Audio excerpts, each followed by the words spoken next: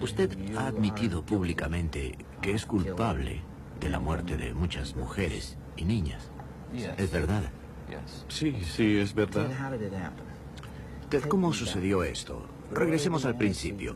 Cuénteme los antecedentes. ¿A qué se debió su comportamiento? Tanto pesar, tanta tristeza, tanto dolor para tantas personas. ¿Dónde empezó todo esto? ¿Cómo llegó este momento? Me crié en un hogar maravilloso, con dos padres amorosos y consagrados a sus hijos. Soy uno de 5 hermanos y hermanas. En nuestro hogar nosotros como niños éramos lo más importante para nuestros padres y asistíamos a la iglesia regularmente. Mis padres eran cristianos que no tomaban, no fumaban, no apostaban y nunca existió abuso corporal ni peleas en nuestra casa. Claro que no digo que nuestro hogar era perfecto.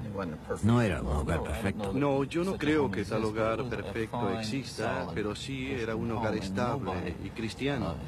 Y espero que nadie tenga la intención o piense culpar o acusar a mi familia de haber influido en mis actos, porque yo sé y estoy tratando de decirle con toda sinceridad lo que sucedió. Este es el mensaje que quiero que comprendan. Siendo joven, un jovencito, quiero decir entre 12 y 13 años, yo encontré fuera de mi casa, en las tiendas y otros negocios de la vecindad, revistas de pornografía no tan violentas, lo que llaman pornografía refinada. Pero como le expliqué a usted anoche, el Dr. Dobson, en una anécdota que, como hacen los muchachos, explorábamos los callejones escondidos de nuestro vecindario, donde la gente tira la basura y todo lo que sobra cuando limpian sus casas. Y de vez en cuando encontrábamos libros de pornografía cruda que son más groseros, más gráficos y más explícitos que los que se pueden comprar en la tienda del vecindario. Y a esto se suman también las revistas policíacas y de pornografía cruda. Y las que incluyen violencia. Sí, y eso es algo que quiero enfatizar. La pornografía más dañina. Y estoy hablando por experiencia propia, por experiencia real, dura y personal. La pornografía más dañina es la que muestra violencia, violencia sexual.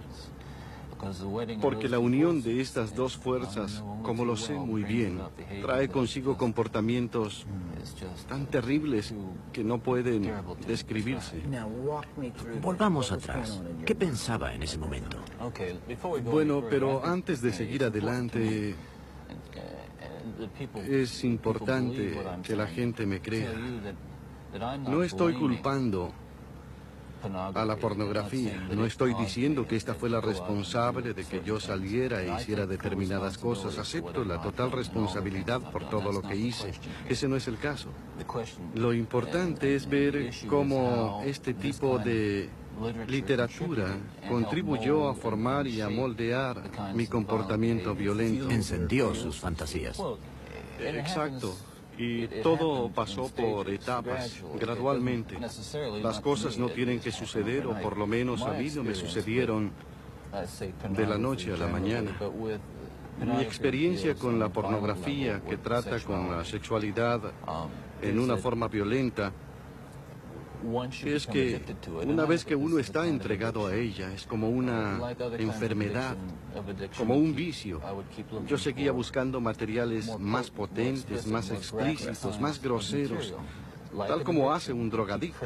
Usted desea ardientemente algo más potente, más fuerte, algo que le proporcione mayor excitación sexual, hasta que llegue el momento en que la pornografía ya no le sirve. Y es entonces cuando uno se pregunta si quizás haciendo algo en la realidad experimentará más placer que el que experimenta con solo leer o ver pornografía.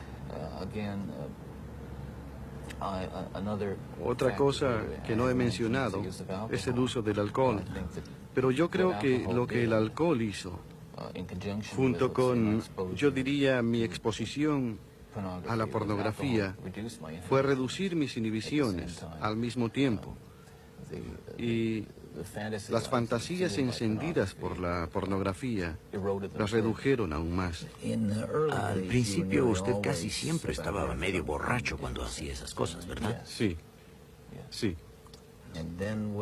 Y entonces, con el alcohol reduciendo sus inhibiciones, se libró de ellas. Bueno, sí, se puede resumir de esa manera y es correcto.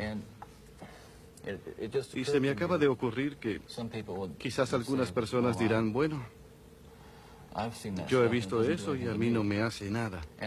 Y yo puedo entenderlo. La mayoría de las personas pueden estar expuestas a la pornografía y aunque se exciten por ella no tienen por qué salir a hacer algo malo. Los vicios son así. Afectan a unas personas más que a otras. Hay individuos que son afectados por la pornografía cruda de manera muy violenta y usted es uno de ellos. Ted, después que cometió su primer asesinato, ¿qué emociones sintió? ¿En qué pensó los días siguientes? Fue como salir de un trance horrible o como despertar de una pesadilla. Nada más lo puedo comparar. No es mi intención dramatizar demasiado. Haber sido poseído por algo tan terrible, tan extraño.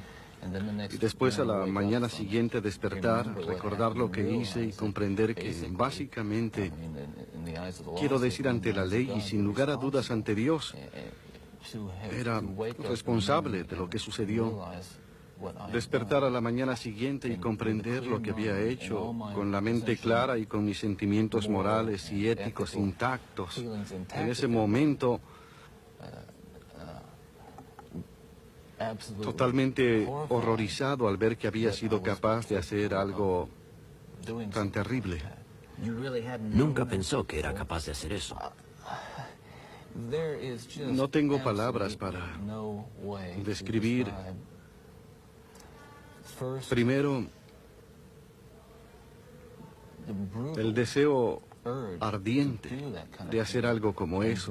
Y después, lo que ocurría es que, habiendo sido más o menos satisfecho, se podría decir, o saciado, esa sensación, esa clase de energía disminuía de nivel y básicamente volvía a ser yo mismo. Quiero que la gente comprenda esto también, y no lo digo en vano. Es importante que la gente lo entienda. Que básicamente yo era una persona normal.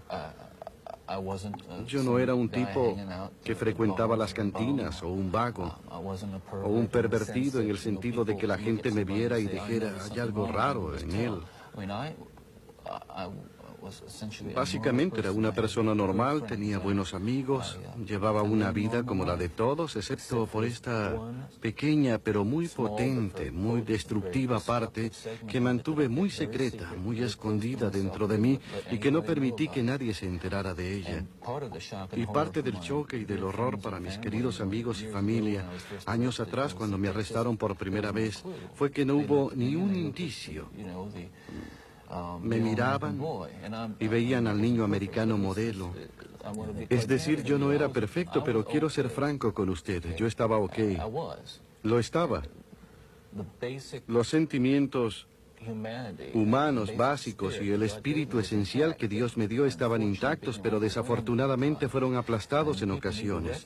Yo pienso que la gente debe saber que aquellos de nosotros que hemos sido tan influenciados por la violencia en los medios de difusión y en particular por la violencia pornográfica, no somos monstruos, somos hijos y somos esposos. Nos criamos en familias normales. La pornografía puede alcanzar y atrapar a un joven o a una jovencita en cualquier lugar hoy en día. A mí me atrapó fuera de mi hogar hace 20 o 30 años. A pesar de los cuidados de mis padres. Y eso que ellos eran muy diligentes en el cuidado de sus hijos. Y a pesar de que teníamos un hogar tan bueno y cristiano, no hay protección contra esas clases de influencias que inundan a una sociedad que las tolera. Usted siente esto profundamente, ¿verdad? Ted, afuera de estas paredes se encuentran cientos de reporteros que quieren hablar con usted. Sí. Sin embargo, usted me pidió que viniera desde California porque tenía algo que decirme. Este tiempo que estamos pasando juntos no solo es una entrevista con un hombre condenado a morir mañana por la mañana, sino que estamos aquí porque usted quiere decirnos algo. ¿Realmente usted considera que la pornografía refinada despierta el interés en la pornografía cruda y ambas están haciendo un daño considerable a otras personas y están causando que otras mujeres sean violadas y asesinadas de la misma manera en que usted lo hizo? No soy sociólogo, ni he realizado ninguna encuesta sobre este asunto. Es decir, no pretendo saber lo que piensan los demás. Pero he estado en la prisión desde ya hace bastante tiempo. Y he conocido a muchos hombres que fueron motivados a actuar de la misma manera violenta en que yo lo hice, y sin excepción, todos ellos estuvieron enfrascados en la pornografía, sin dudas y sin excepciones, y fueron profundamente influenciados y consumidos por ese vicio. Es más, existe una investigación realizada por el FBI en donde se dice que la afición común de las personas que cometen homicidios consecutivos es la pornografía. Eso es cierto. Y es real, es verdad. ¿Cómo cree usted que hubiera sido su vida sin esa influencia?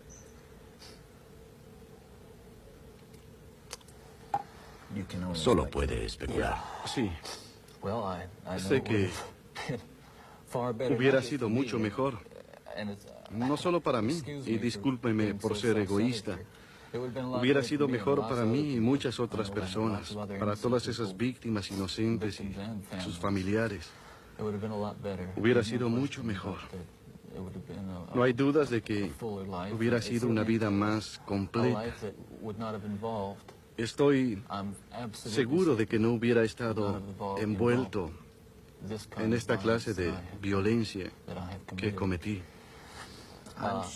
Estoy seguro, Ted, de que si yo pudiera escoger una de las preguntas que se están haciendo muchas personas al acercarse a su hora final, una de las más importantes sería: ¿piensa usted en todas esas víctimas y en el sufrimiento de sus familias?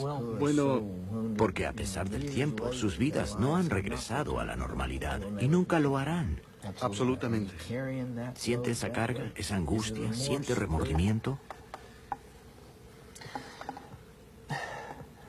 Sí, claro que sí. Sé que la gente pensará que estoy tratando de justificarme, pero en este momento no ganaría nada si tratara de hacerlo. Solo estoy diciéndole lo que siento, y con la ayuda de Dios he podido experimentar demasiado tarde, aunque más vale tarde que nunca, el dolor que provocaron mis actos, de los cuales soy totalmente responsable, sí, absolutamente. En los últimos días, varios investigadores y yo hemos estado hablando sobre los casos que no han sido solucionados y sobre los asesinatos en los que estuve involucrado. Y es duro hablar de esto tantos años después porque he vuelto a vivir todas esas emociones tan terribles. He revivido los pensamientos que creo que, con el amor de Dios, había logrado olvidar. Y aún así, la herida emocional de esos recuerdos se ha vuelto a abrir. Y he sentido nuevamente el dolor y el horror de todo lo sucedido. Solo espero que aquellas personas a quienes he dañado y a quienes he causado tanto dolor, aunque no den crédito a mis palabras de dolor y arrepentimiento, me crean lo que voy a decir ahora. Que existen personas como yo en sus pueblos, en sus comunidades, personas cuyos peligrosos impulsos se encienden día tras día por la violencia que ven en los distintos medios de comunicación, especialmente por la violencia sexual. Y eso me da miedo. Pero hablemos del presente porque hasta ahora he estado hablando de lo que sucedió en mi etapa formativa hace 20 o 30 años. Lo que me da miedo y lo que me aterroriza, Dr. Dobson, es que cuando veo las películas que se transmiten a través de la televisión por cable, es decir, la violencia de las películas que se ven en los hogares de hoy, me doy cuenta de que ese tipo de violencia no hubiera aparecido en las películas para adultos hace 30 años. Se refiere a las películas en que mueren acuchillados. Exacto, y se lo digo a usted por experiencia personal. Esa es la violencia más gráfica en la pantalla y que particularmente puede verse en la casa de niños que no están siendo atendidos o que no saben que pueden llegar a ser como Ted Bundy, que tiene esa vulnerabilidad a esa clase de películas, a esa clase de violencia, esa predisposición a comportarse como lo hizo. Hay niños sentados frente al televisor que cambian de canal constantemente y encuentran una de esas películas en la noche o no sé a qué horas, pero cualquier niño puede verlas. Me da miedo pensar qué me hubiera sucedido si yo hubiera visto esas películas, siendo yo ya de temer. Yo iba detrás de ese material fuera de mi casa, pero sabemos que hoy los niños las ven en su casa, o pueden pedirlas por teléfono, o por correo. ¿Tiene sentido eso? Claro que sí lo tiene. Uno de los últimos asesinatos que usted cometió fue el de Kimberly Leach, que tenía 12 años de edad. Creo que el clamor del público era más intenso en este caso, porque una niña inocente que jugaba en el parque había sido violada. ¿Qué sintió después de eso? ¿Se sintió acaso normal 3 días más tarde? ¿Dónde estaba usted?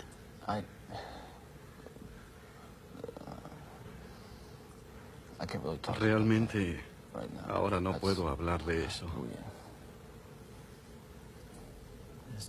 Es demasiado doloroso. Me gustaría poder decirle cómo fue esa experiencia. Es como... pero no puedo. No puedo hablar de eso.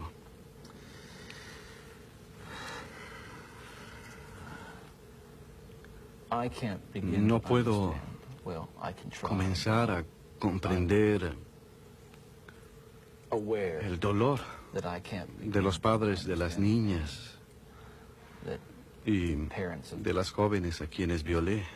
Bueno, puedo tratar de hacerlo, pero sé que no puedo sentirlo.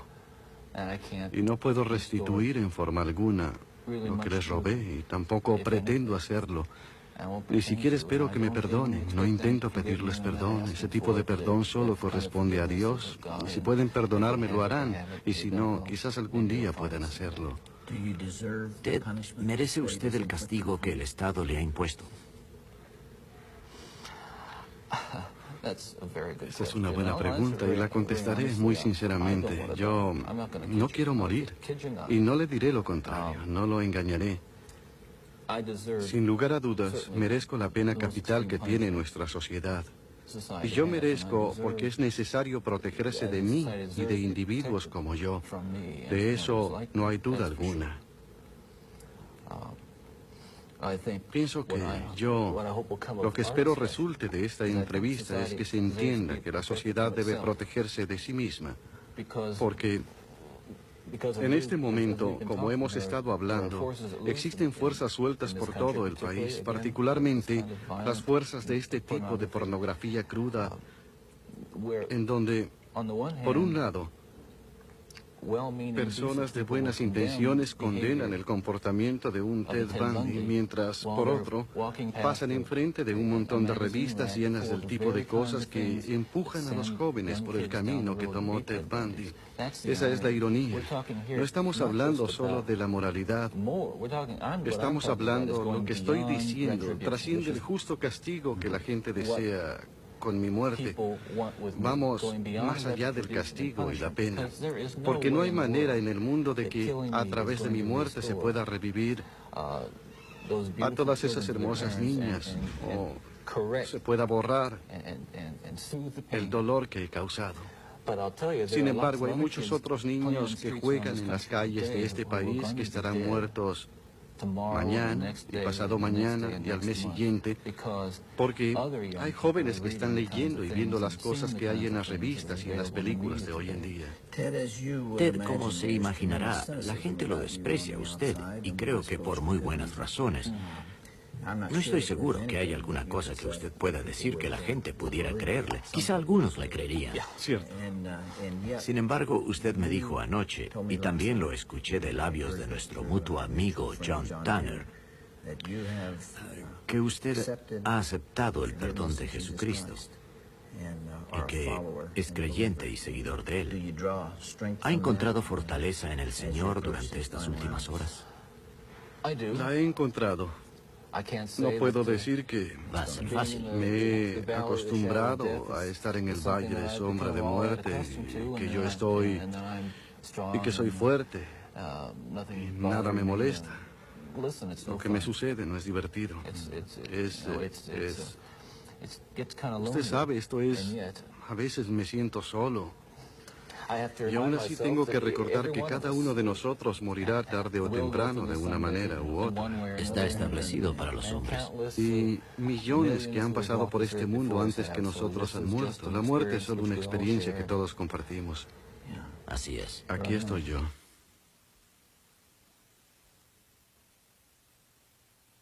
Desde la muerte de Bundy ha surgido un intenso debate en los medios de difusión sobre sus declaraciones en cuanto a que la pornografía violenta había alimentado sus deseos de matar.